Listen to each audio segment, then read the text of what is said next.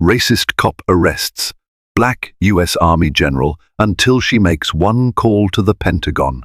Welcome, viewers, to a tale of power, prejudice, and the unbreakable resolve of one remarkable individual. This story unfolds in a small American town where routine patrols give way to a tense confrontation as a single traffic stop spirals out of control. In the face of blatant racism, a highly decorated Black U.S. Army general finds herself handcuffed by a bigoted officer who has no idea who he's just apprehended. What follows is a gripping sequence of twists and turns, culminating in a phone call that resonates all the way to the Pentagon. Prepare to witness how arrogance and ignorance collide with integrity and courage in this unforgettable story of comeuppance. Before we dive in, if you're new here, don't forget to subscribe and hit that notification bell so you never miss an update. If you're excited about this story, let us know. If you enjoyed the video, press 1. If not, press O. Your feedback really inspires me to gather more uplifting and meaningful stories. General Sabrina Carter's day had started like any other. She woke up at 5 in the morning in her immaculate home in Alexandria, Virginia, and prepared for her jog around the quiet suburban streets. As the first Black woman to ever achieve the rank of Brigadier General in the U.S. Army Special Forces, she knew that discipline was both an art and a lifestyle. Her schedule was packed. Morning run, shower, a trip to Fort Belvoir to oversee a critical training exercise, and then a private flight to a classified conference at the Pentagon. That day, however, a last-minute directive required her presence at Fort Hood for an emergency briefing.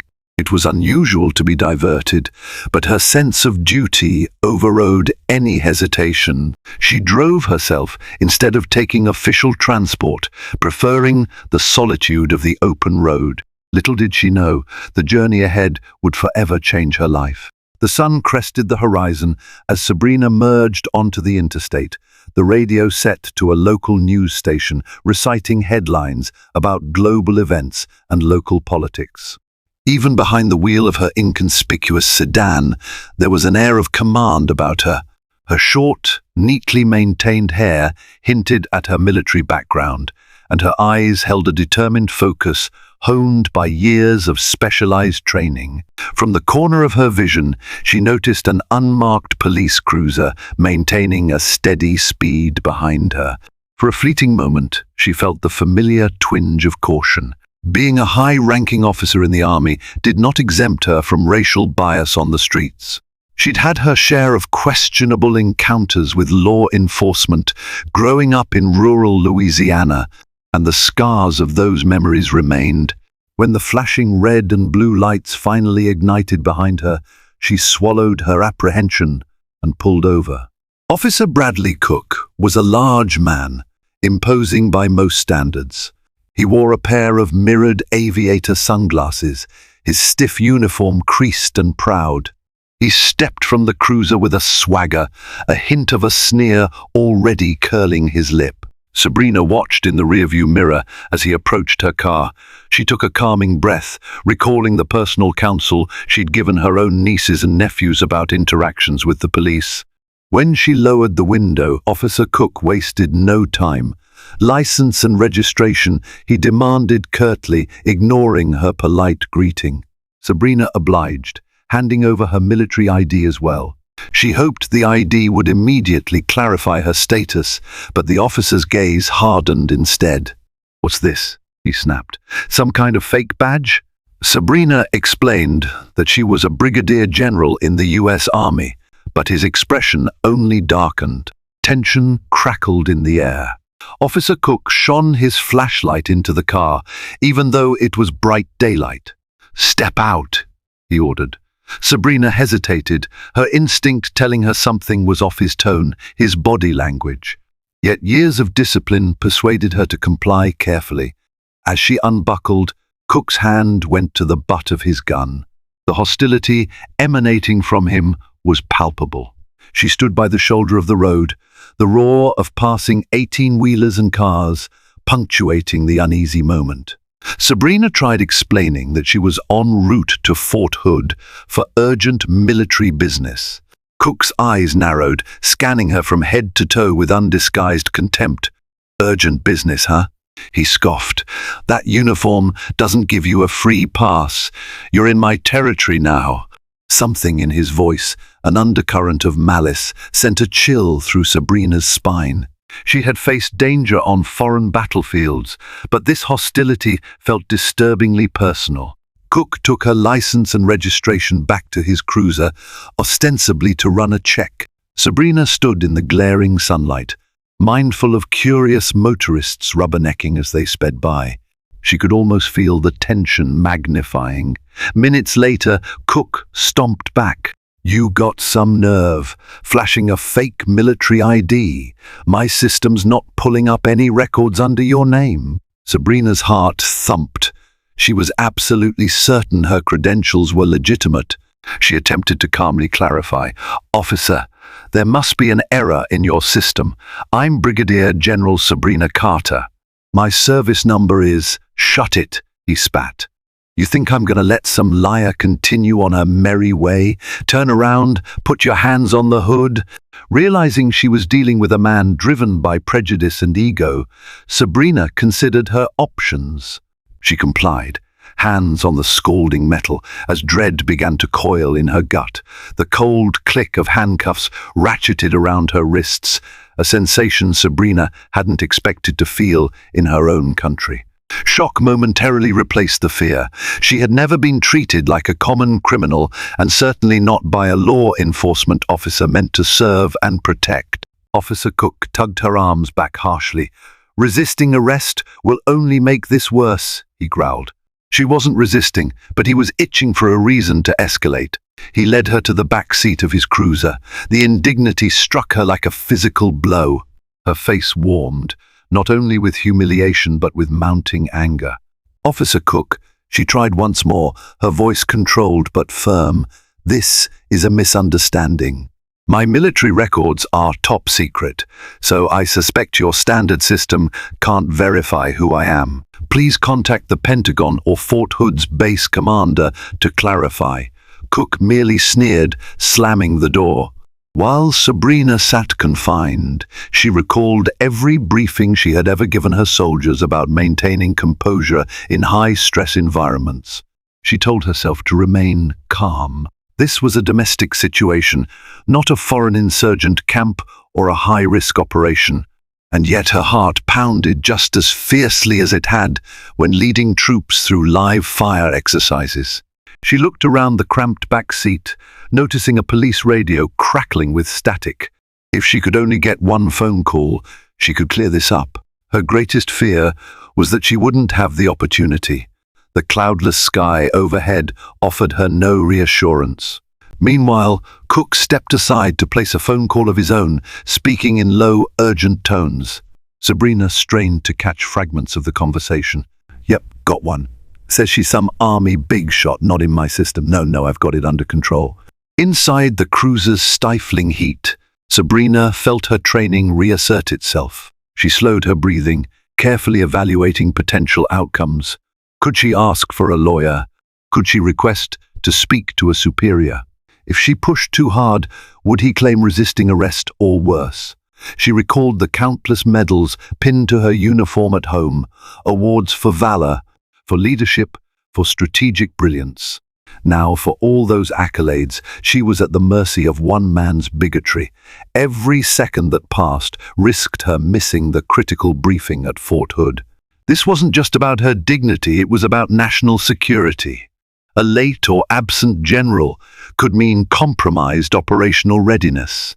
Cook ended his call, strolled back, and bent slightly to leer through the open cruiser window. "We're taking a ride to the station," he announced with undisguised satisfaction.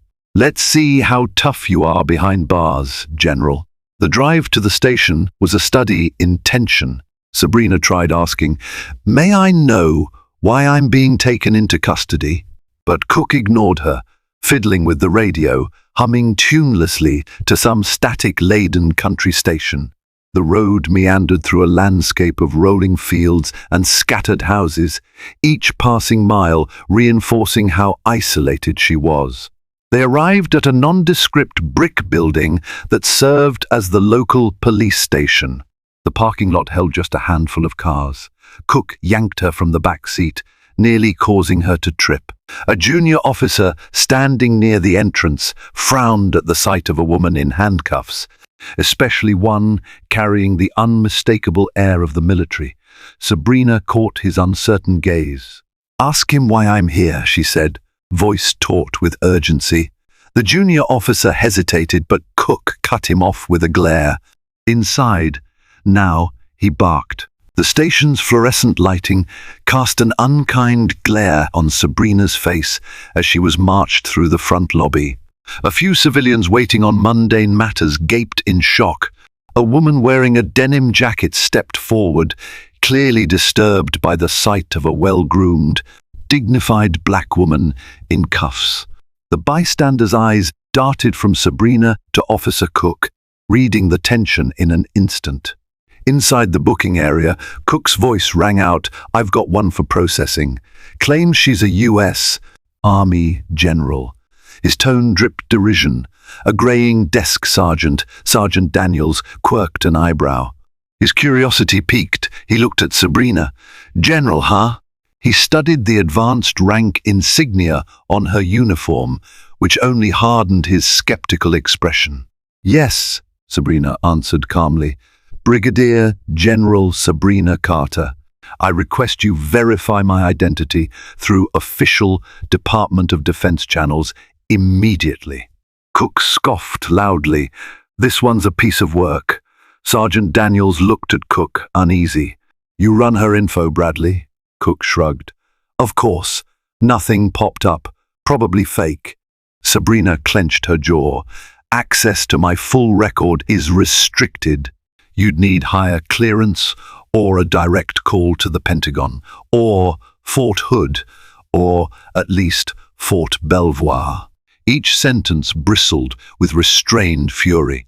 She could see the mental calculation in the sergeant's eyes. If she was telling the truth, this would be a significant issue. Daniels cleared his throat. "We'll do a more thorough check." He glanced at Cook. "Why don't you wait in the break room? I'll handle this." Irritation flickered across Cook's face, but he ambled away. Daniels turned back to Sabrina. "Let's step to the side, ma'am. I want to hear your story. I can't promise anything yet, but let's get to the bottom of this."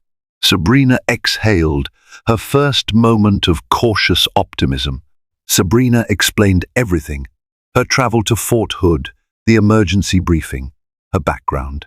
She recounted her commissioning at West Point, her master's degree in strategic studies, her tours in Afghanistan, and her specialized special forces training.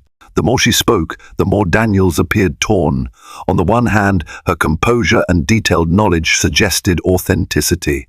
On the other, he had to weigh his loyalty to fellow officers. "I need to make a call," Daniels said finally, unlocking her handcuffs. Sabrina rubbed her chafed wrists, relieved yet still apprehensive. She noticed Cook lurking at a distance, shooting them cold glares. "Please, do," she replied. "And I would like to contact my aide-de-camp as well, if possible." The aide, Captain Haley Brenner, would be anxiously awaiting Sabrina's arrival at Fort Hood. Daniels nodded. "First, let me do my part. Then we'll see about your call." Sergeant Daniels led Sabrina to a small side office with stale air and outdated furniture. Through a narrow window, she could see Cook lingering in the hallway, arms folded, clearly on edge. The hum of the station's air conditioning provided a constant, droning soundtrack to her predicament. Daniels picked up the phone and dialed a number, presumably trying to reach someone with enough clearance to confirm Sabrina's status. While she waited, she pressed her lips together, resisting the urge to interject with her own calls. She knew the chain of command. If she had tried to phone the Pentagon or Fort Hood from the station's main line without the local department's cooperation, it might only inflame tensions. After a moment, Daniels hung up and frowned. I can't get through to the right contacts. Might take a while. He gestured to a chair. Have a seat, General Carter. Sabrina took a seat, her posture unwavering despite the tension. She'd survived ambushes, endured survival training in hostile conditions, and conducted high-level negotiations with foreign officials. Yet this uncertain waiting tested her patience in a different way. She felt a knot in her stomach over the time, ticking away toward her missed briefing. She mustered her calmest voice. Sergeant Daniels, you have an entire chain of command at your disposal. The local FBI field office can also verify me. Or you could call the U.S. Army Criminal Investigation Division. They have ways to confirm who I am within minutes. He nodded, leaning back. I'm trying. But we're in a small town, not exactly brimming with resources. Communications can be sluggish. There was a hint of regret in his tone. Sabrina appreciated that at least Daniels seemed willing to consider she might actually be telling the truth. Suddenly, the office door banged open. Officer Cook strode in, face flushed. We got a problem, he said, breath short. Some big shot from the base's public affairs office is on the line, demanding to speak to whoever's holding a brigadier general. Relief sparked in Sabrina's heart. Captain Brenner must have sounded the alarm. She was nothing if not efficient. Daniels glanced at Sabrina, then turned to Cook. Okay, let's talk to them. Over my dead body, Cook retorted, eyes flicking to Sabrina with venom. She's not going anywhere until we have hard proof. His entire demeanor radiated resentment, as if threatened by the notion that Sabrina might outrank him in more ways than one. Sabrina rose from her chair, shackled by her own frustration. Officer Cook, let me speak to them myself. This can end right now. Cook's knuckles whitened. Sit down. I run this station, not you. Daniels exchanged a quick look with Sabrina. The tension in the room spiraled. Sabrina refused to back down. I'm not under your jurisdiction without cause, she stated, voice steady. You pulled me over with no legitimate reason. I cooperated fully, yet you placed me under arrest without verifying my identity. Cook bristled. Speeding, suspicious documents, plenty of reason. Speeding, Sabrina nearly laughed at the absurdity. You never even mentioned a speed violation until now. Cook's jaw clenched. Daniels stepped between them, mindful of the explosive potential. Officer Cook, stand down. I'll handle this call. He gestured for Sabrina to stay put. Cook, unwilling to yield, tossed the phone at Daniels. Fine. Waste your breath. Sabrina's heart pounded as Daniels lifted the receiver. At least one step toward clarity was finally happening. Cook glared at her one more time, then shoved his way out of the room. A hush fell over the small office as Daniels spoke in low, measured tones with the person on the other line. Sabrina yearned to hear the conversation in detail, but she could only make out snippets. Yes. Claims to be Brigadier General Sabrina Carter, traveling to Fort Hood. We're verifying. Yes, I understand the urgency. The desk sergeant's expression shifted from skepticism to disquieted realization. Whatever was being said on the other end, it was convincing him that he'd made a grave error. When he hung up, he exhaled sharply, meeting Sabrina's gaze with a troubled look. They're sending an officer from the base to confirm your identity in person. Should be here within 2 hours, Daniels said. In the meantime, you'll stay here, but as a guest, not a detainee. He eyed the door. I'm truly sorry about all this. Yet Cook's looming presence suggested the trouble was far from over. Daniels stepped out to make arrangements, leaving Sabrina alone in the cramped office. She used the solitude to collect her thoughts. She knew that once the representative from Fort Hood arrived, this situation would be resolved. But what damage had already been done? She worried about the emergency briefing and the mission. She knew that operations were fluid, especially in her line of work. A delay of even a few hours could compromise crucial strategies. Her frustration mounted. Suddenly, a rustling at the door made her turn. A timid junior officer, whose name tag read Collins, peeked in. He looked uncomfortable. "Ma'am," he began, voice soft. "I just wanted to say, not everyone here agrees with Officer Cook. We respect your service. I hope this gets sorted out quickly." The kindness in his words offered a brief balm to her fraught nerves. Sabrina managed a small smile. "Thank you, Officer Collins." Left alone again, Sabrina took stock of her environment. The battered desk, the filing cabinets, the faint odor of stale coffee. This was not a place she'd ever expected to find herself. Her mind whirled through worst-case scenarios. Cook might twist events to justify further harassment or try to place false charges on her. She needed to ensure the truth prevailed. Time trickled by at a snail's pace. Every so often, she heard raised voices or scuffling feet in the hallway. Once, she caught a glimpse of Cook storming past, ranting about fake generals to someone unseen. She clenched her fists, fighting the impulse to confront him directly. The only thing more devastating than a bigoted officer was letting that officer manipulate the narrative unchallenged. Eventually, Sergeant Daniels returned, shoulders slumped. "I've set up a corner in the break room for you. It'll be more comfortable than here." Sabrina nodded, following Daniels to the break room. It was a cramped space with chipped formica counters, a humming soda machine, and a scattering of mismatched chairs around a single table. The fluorescent lights buzzed overhead. It was hardly a five-star lounge, but compared to a holding cell, it might as well have been a suite at the Ritz. He gestured for her to sit. "You want anything to drink, ma'am?" he offered awkwardly. "Water? Coffee?" "Water would be fine," she replied. Her throat felt parched. The stress was taking its toll, though she refused to show weakness. Daniels retrieved a paper cup, filled it from the cooler, and handed it over. "I'm sorry you're going through this," he repeated, sounding earnest. "But we have protocol."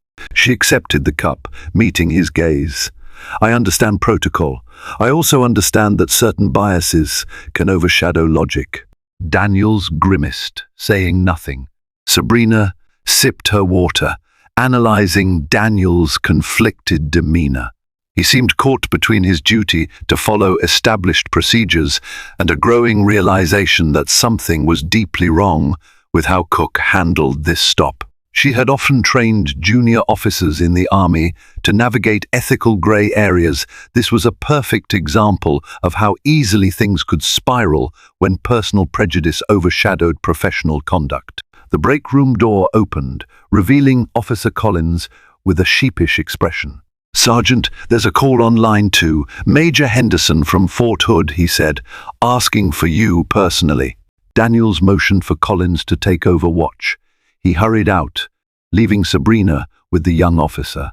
Collins offered a strained smile. "If there's anything I can get you, General Carter, just let me know." Sabrina nodded, appreciative of his politeness. The tension in her shoulders eased, but she remained ever watchful, anticipating Cook's next move. While Collins stood guard, Sabrina carefully probed. "Has Officer Cook done this before?" she asked quietly.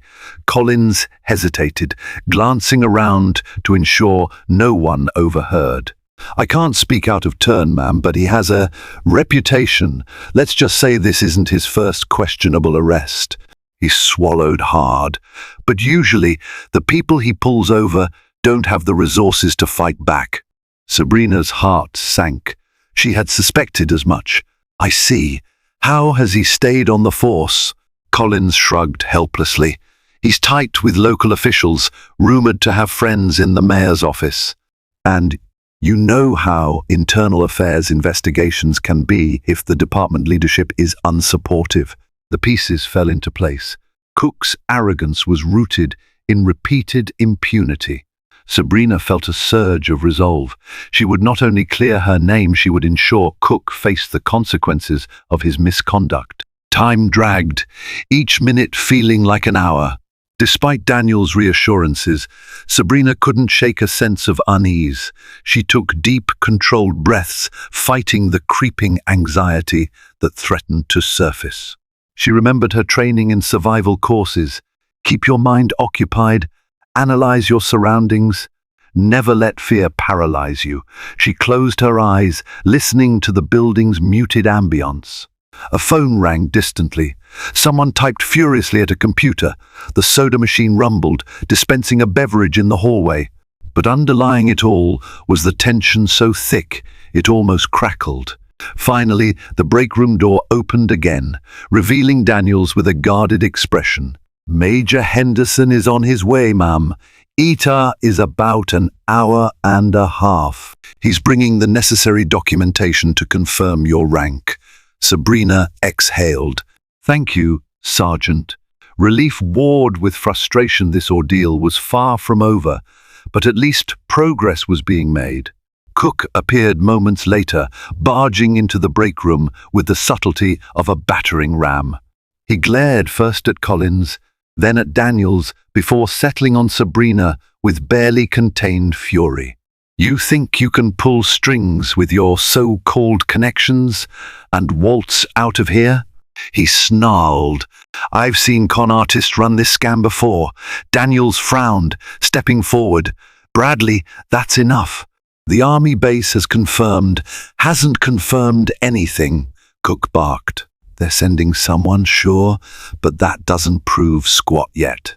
Sabrina stood, matching his gaze with steely resolve. "Officer Cook, I understand you doubt my rank, but do you truly think the Pentagon and Fort Hood would dispatch a major for someone they've never heard of?" His face mottled with anger. "You'd be surprised what folks can fake." He jabbed a finger in her direction. "I'm watching you." Silence thickened, broken only by the hum of the fluorescent lights. Daniels attempted a diplomatic tone. "Bradley, could you step outside for a minute?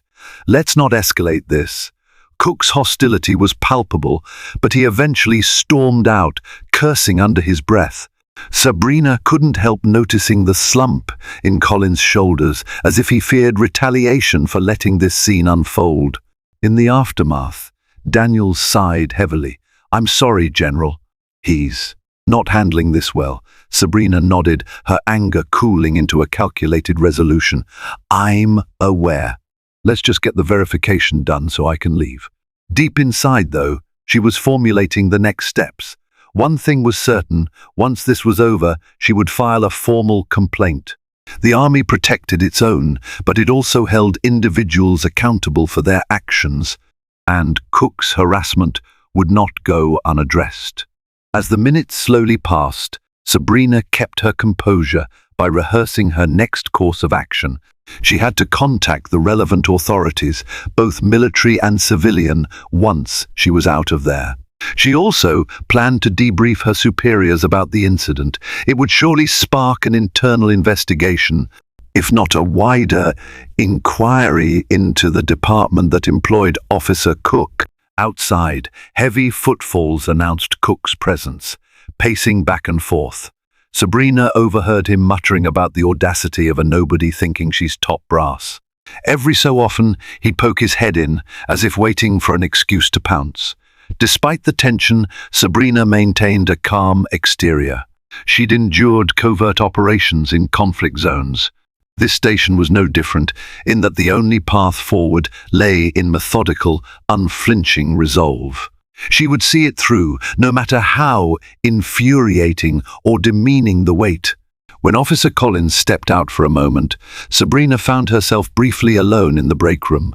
She stood, stretching her legs. On a worn bulletin board, she noticed various community flyers, lost pets, yard sales, a local charity event.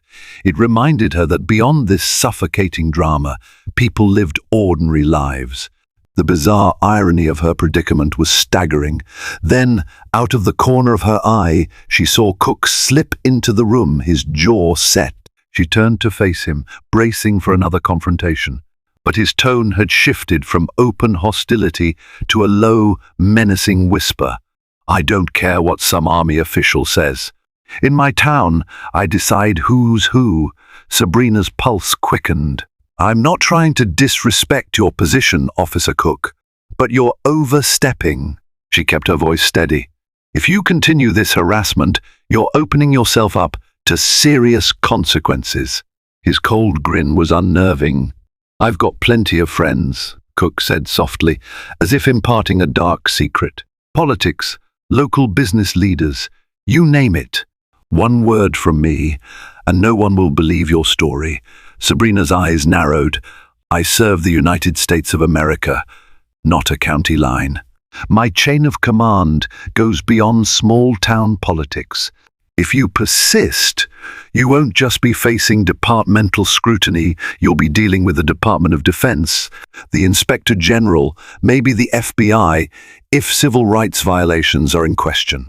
That last part caused a flicker of uncertainty in Cook's eyes, but he quickly masked it. He leaned in, intimidation radiating from him. "We'll see about that," he spat, then turned on his heel and left. Alone again, Sabrina exhaled, her heartbeat thudding. She had confronted insurgent warlords with less bravado than this man. The clock was ticking, but help was on the way. At last, after what felt like an eternity, Sergeant Daniels reappeared. His expression carried a glimmer of relief. "Good news, General Carter. Major Henderson is just a few minutes out. We'll meet him out front." Sabrina nodded, standing and smoothing her uniform. The indignities she'd suffered since the morning threatened to color her every step, but she refused to show any sign of defeat. She was not a victim, she was a soldier, a leader. Following Daniels through the corridor, she noticed that every officer they passed seemed hyper-aware of the unfolding drama. Whispers trailed them. She paused near the exit, inhaling the fresh air that seeped under the door. Soon, she reminded herself, soon this ordeal would be over. When the door opened and she stepped outside, the bright sunlight stung her eyes. But more shocking was the sight of a military Humvee parked near the curb, a sign that Fort Hood meant business. Major Henderson was tall, lean, and exuded a quiet authority. Dressed in combat fatigues, he stepped from the Humvee, scanning the scene. Sabrina felt a rush of gratitude just seeing him. Two other soldiers accompanied him, each wearing resolute expressions. General Carter, Henderson greeted with a respectful nod. "My apologies for the delay. We moved as fast as we could." He turned to Sergeant Daniels, extending a folder. "Here's the official documentation for Brigadier General Sabrina Carter, authorized by the Department of the Army. I trust this will suffice." Daniels glanced over the contents, looking somewhat overwhelmed. Yes, it certainly does," he mumbled, aware of the monumental error that had transpired. He motioned for Cook, who stood off to the side, to come over. As Cook approached, Sabrina couldn't help but notice how he bristled at the sight of uniformed soldiers. His defiance simmered dangerously beneath the surface. Henderson's tone was crisp. "Officer Cook, I understand you detained General Carter this morning." Cook's lips curled. She was speeding. Then there were inconsistencies with her ID. Henderson maintained his composure. Yet here are the Defense Department documents verifying her identity and rank. General Carter has an unblemished record of service. He paused, letting the gravity sink in. "We'd like to remove her from your custody immediately. She has urgent military business." The tension escalated. Cook's face flamed. "You can't waltz in here and boss me around. She's on my turf. Until I say otherwise, she's not leaving." A stunned silence followed. Henderson flicked a glance at Sabrina, then back to Cook. "With all due respect, officer, you're interfering in an official military matter. You realize the ramifications?" For a split second, Sabrina thought Cook might actually draw his weapon. The entire courtyard seemed poised on a knife's edge. Sabrina could no longer remain silent.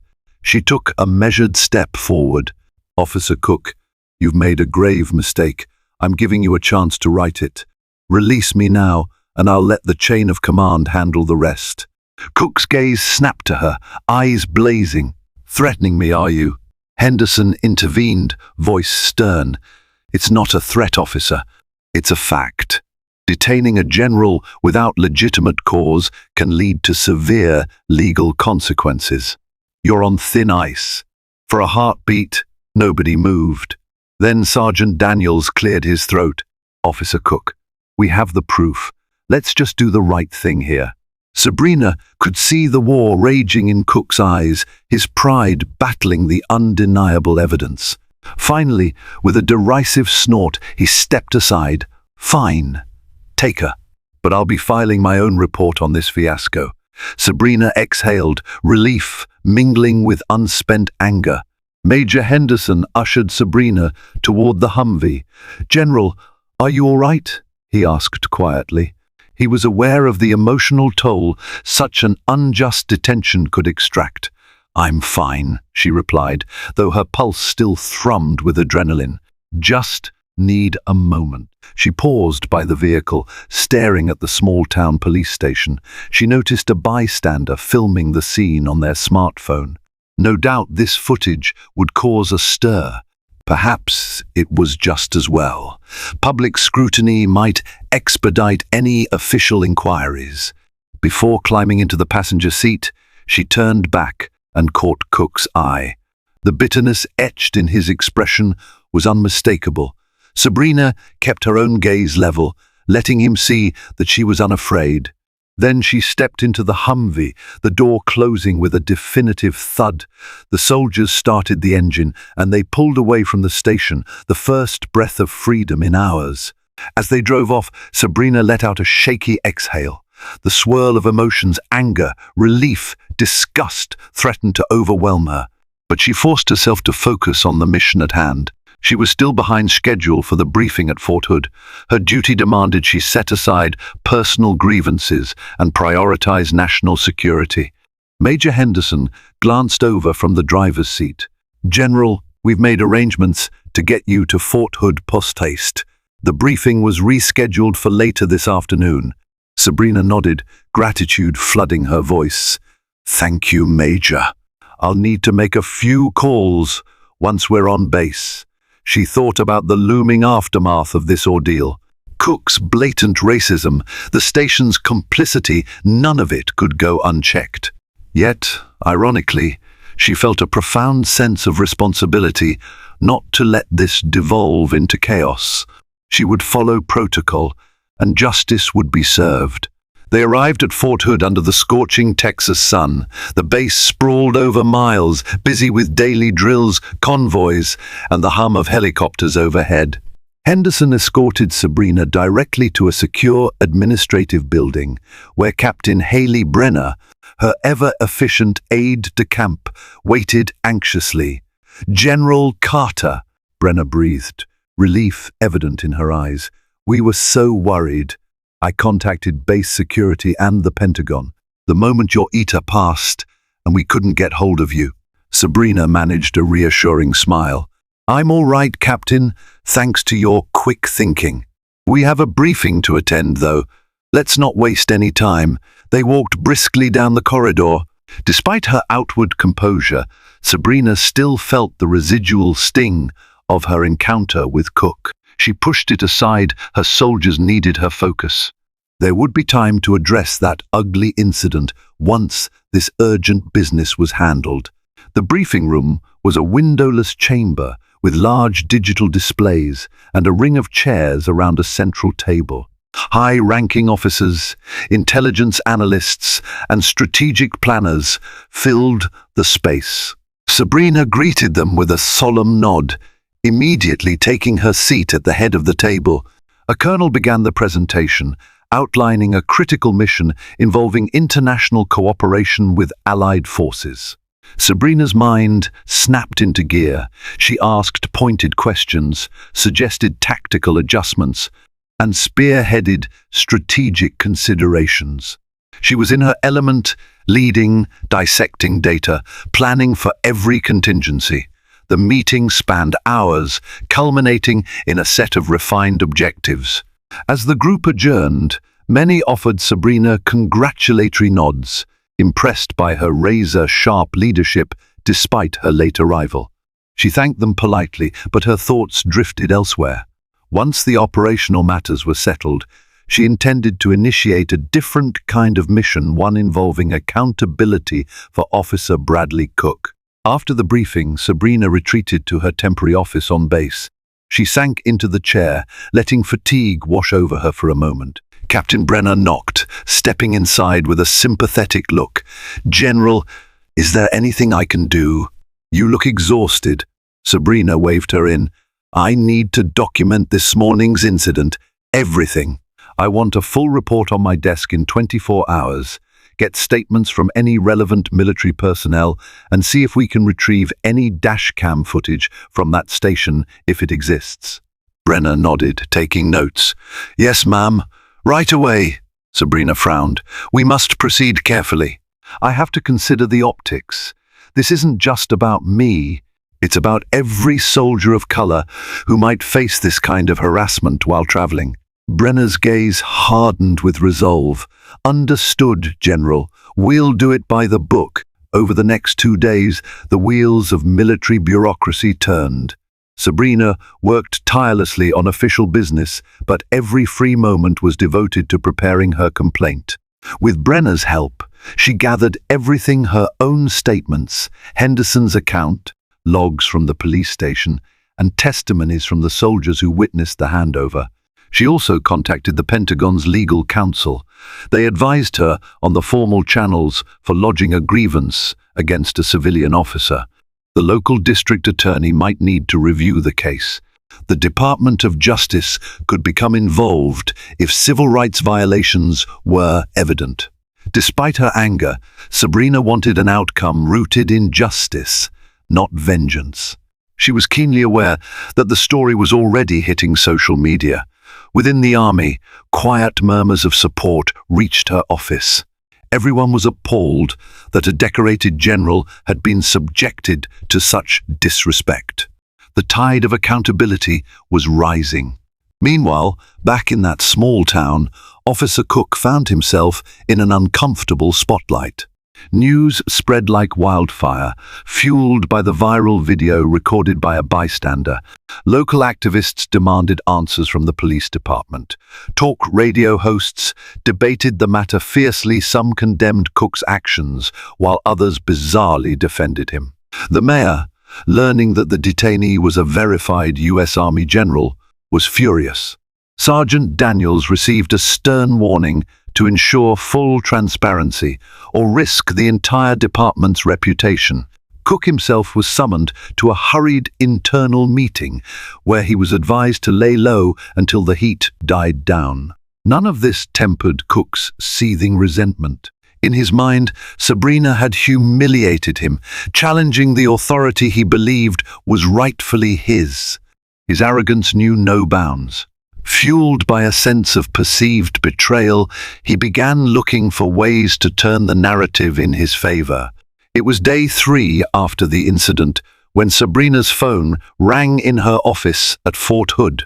The caller ID showed an unfamiliar local number from that small town. "Curious," she answered. A timid voice introduced itself as Officer Collins.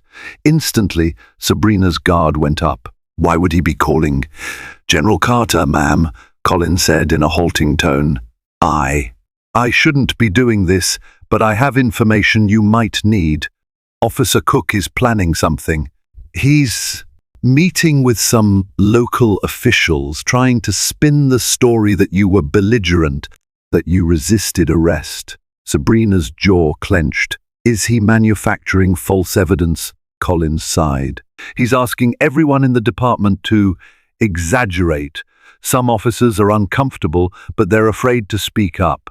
I just wanted you to know, so you can protect yourself." Tension coiled in Sabrina's chest.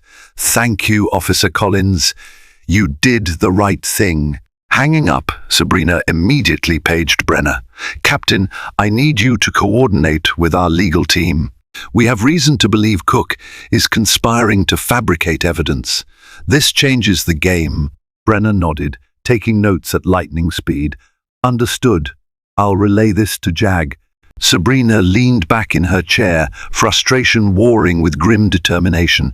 She had expected Cook to try some defense, but falsifying reports to justify racism was a new low. She silently vowed not to let him escape the consequences.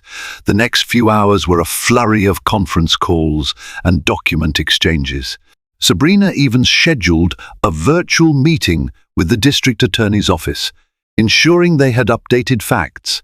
The more she delved into the legal labyrinth, the more resolved she became that Cook's toxic brand of policing would not stand. By day's end, Sabrina's phone chimed with an official update. The local police department had launched an internal affairs investigation into Cook's conduct, spurred by multiple complaints that had surfaced since Sabrina's arrest. Sergeant Daniels was cooperating, turning over body cam footage and dispatch logs that contradicted Cook's statements. A sense of relief rippled through Sabrina's tired mind. This was the beginning of accountability.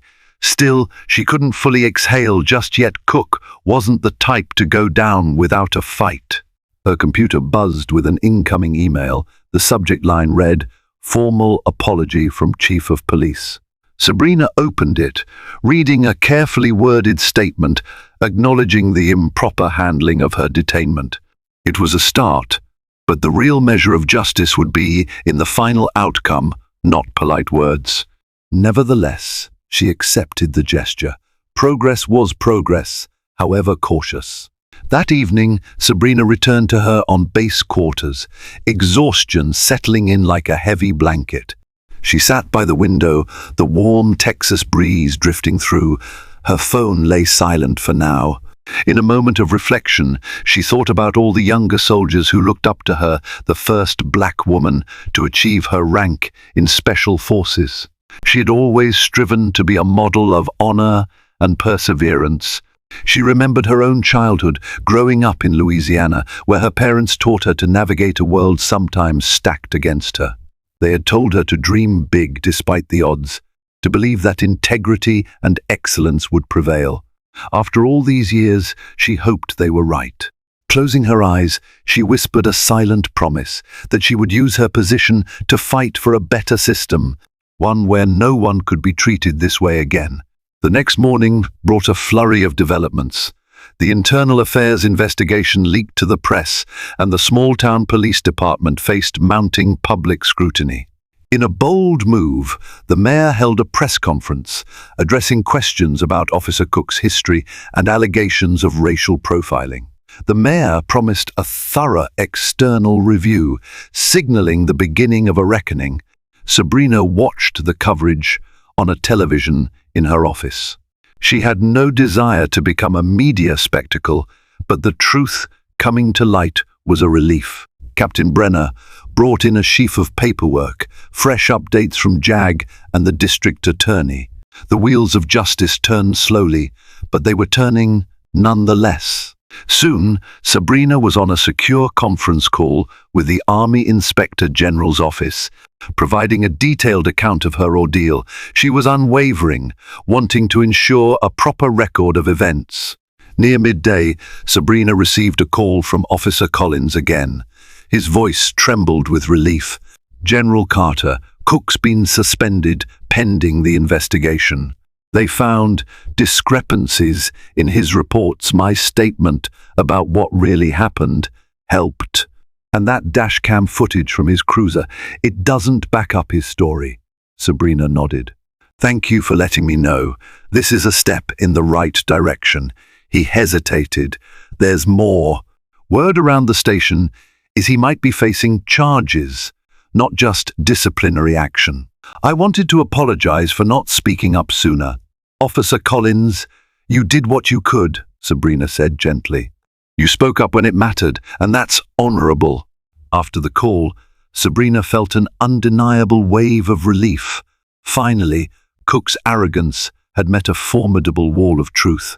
But would it hold long enough to see him face real consequences? Days turned into weeks, and the investigation moved forward. Transcripts, video evidence, and eyewitness testimonies painted a clear picture of Cook's misconduct. The district attorney found sufficient grounds to press charges for false arrest and civil rights violations. Public outrage grew, with local civil rights groups demanding Cook's immediate termination. One crisp morning, Sabrina opened an email from the DA's office. "Officer Bradley Cook has been formally charged. A court date is set for next month." She felt a surge of vindication, but also a sobering realization. No legal verdict could erase the trauma she'd endured or the systemic issues fueling such harassment. She composed a concise response, thanking them for the update and reiterating her availability to testify. Then she stood, glancing at her reflection in a nearby window. She was a soldier, a leader, and she had a duty to uphold justice, not just on the battlefield, but at home. The day of Cook's court hearing arrived, bringing Sabrina back to the small county courthouse, with its sandstone facade and American flag fluttering at the entrance. She wore her dress uniform, each ribbon and medal a testament to her years of service. Public interest in the case was high. Reporters hovered outside, cameras flashing. Inside, the atmosphere crackled with tension. Cook sat at the defendant's table, looking far less sure of himself than before. His lawyer mounted a spirited defense, claiming Sabrina was belligerent and refused to cooperate. Yet the dash-cam footage revealed the opposite. Sabrina calmly identified herself and offered to verify her credentials, while Cook heaped insults and made threats. When Sabrina took the stand, she spoke with quiet authority. Her words, bolstered by her unwavering composure, left no doubt in the courtroom. The facts were undeniable, and Cook's defense crumbled under the weight of truth. The verdict came swiftly. The jury found Cook guilty of false arrest and violating Sabrina's civil rights. The judge sentenced him to a probationary term with mandatory counseling, a fine, and a permanent mark on his record that effectively barred him from any future in law enforcement. The ruling fell short of prison time, but it was a decisive condemnation of his actions. Outside the courthouse, Sabrina faced a throng of reporters. She spoke carefully, emphasizing that this wasn't about vengeance, but about accountability. "My hope is that this incident serves as a catalyst for change," she said. "We rely on the men and women in law enforcement to protect and serve with honor, free from bigotry." Her words reverberated across news channels. Some praised her grace and courage, while others questioned if the punishment was sufficient. For Sabrina, the best outcome was that truth had finally prevailed. In the weeks following the trial, Sabrina returned to her demanding routine. The army beckoned with new challenges, new missions. But everywhere she went, from Pentagon briefings to field exercises, colleagues approached her privately with words of support. Many confided their own experiences of bias, grateful that Sabrina had stood firm. A formal letter of apology arrived from the mayor's office, apologizing for the misconduct of the local department and promising reforms. An internal policy review led to new training programs aimed at eliminating racially motivated policing. While systemic change was never immediate, the seeds had been sown. One sunny afternoon, Sabrina took a solitary walk around the Fort Hood grounds, reflecting on all that had transpired. She felt gratitude for the uniform she wore, for the army that protected her rights, and for the chance to fight not just overseas battles, but battles at home for justice. When Sabrina finally had a free weekend, she visited her parents in Louisiana, eager for their comforting presence. Over homemade cornbread and sweet tea, she recounted the story. Her mother's eyes filled with tears of pride and sorrow, while her father's grip on her hand spoke volumes. "We taught you to stand tall, and you did," he said, voice thick with emotion. "I just wish the world didn't require you to be so strong all the time." Sabrina squeezed his hand. "We fight one battle at a time, Dad, and sometimes we win." They spent the afternoon strolling through the familiar neighborhood streets where she'd grown up. Kids played on sidewalks, oblivious to color or rank. Sabrina allowed herself a small smile.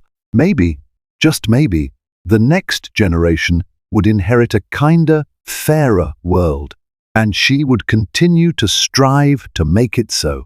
Word spread quickly through military circles about the general who took on a racist officer and won. Sabrina received letters and emails from soldiers and civilians across the nation, many sharing stories of their own encounters with discrimination, their voices often stifled by fear. She recognized the weight of these confessions and tried to respond whenever possible, offering empathy and guidance. The story even reached the White House press briefing room, where a spokesperson reaffirmed the administration's commitment to justice and respect for all service members. The mention was brief, but symbolically potent. Sabrina continued about her duties with an increased sense of purpose. This was more than a personal vindication. It was a rallying point for broader conversations about systemic bias and the need for reform. She never sought fame or recognition. Her calling was to serve. But if her ordeal could spark change, she would embrace that responsibility wholeheartedly. Months passed. Trials and investigations concluded. Officer Bradley Cook faded into relative obscurity, his career in tatters. The small police department underwent rigorous audits, with new leadership pledging to repair community trust. Sergeant Daniels resigned shortly afterward, citing the turmoil of the scandal, while Officer Collins earned a commendation for speaking truthfully during the investigation. As for Sabrina, she was once again on the move, transferred temporarily to the Pentagon to assist with strategic planning. Her name, however, remained a point of pride within the Army. She had shown that rank was more than an emblem on a uniform. It was a mantle of responsibility, to be wielded for the greater good. One evening, after a long day at the Pentagon, she walked through the corridors of the grand building. The walls were lined with portraits of generals past, reminders of her lineage. She vowed never to forget the duty she owed to future generations. Eventually, Sabrina returned to her usual routine, though echoes of her confrontation with Cook lingered. She was invited to speak at West Point, addressing the graduating class about leadership, resilience, and moral courage. Standing on that stage, she looked into the faces of soon-to-be officers filled with hope and ambition. She told them her story in broad strokes, not to highlight her own triumph, but to illustrate a universal truth. Leadership demands integrity, especially when it's tested under the most unexpected circumstances.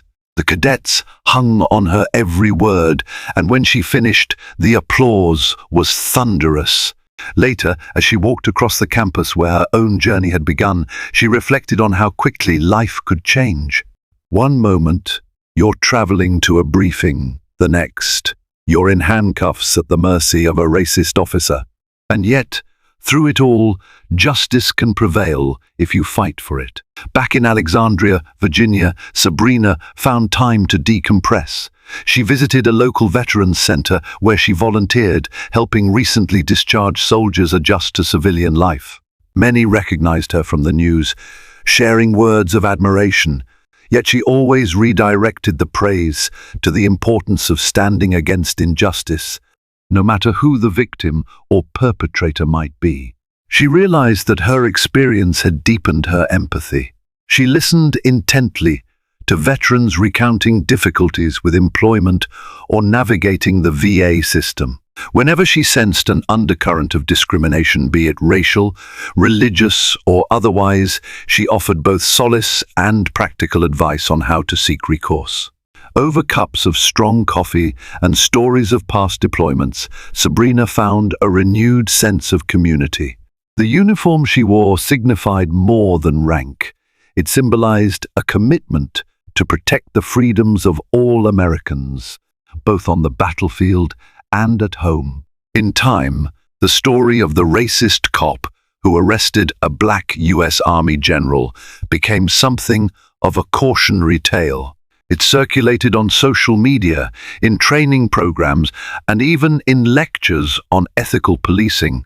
Cook's name would forever be tied to a scandal that exposed the dangers of unchecked authority and prejudice.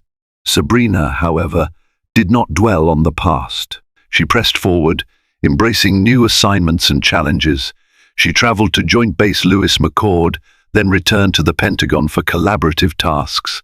Each move brought fresh opportunities to refine military strategy and mentor younger officers. Privately, she occasionally reflected on that fateful day. She recalled the fear, the anger, and the triumph of truth. In those memories, she found the fuel to continue striving for an America that honored its values in practice, not just words. Life has a way of weaving closure and new beginnings together. One crisp evening, Sabrina received a call from Officer Collins. Now working in a neighboring county's sheriff department, he sounded more confident than before. "I just wanted to let you know, General Carter," he said, "your stand inspired me to speak out against issues I see in my new department too. It's making a difference." Sabrina felt warmth flood her chest. "I'm glad, Officer Collins. Keep doing the right thing.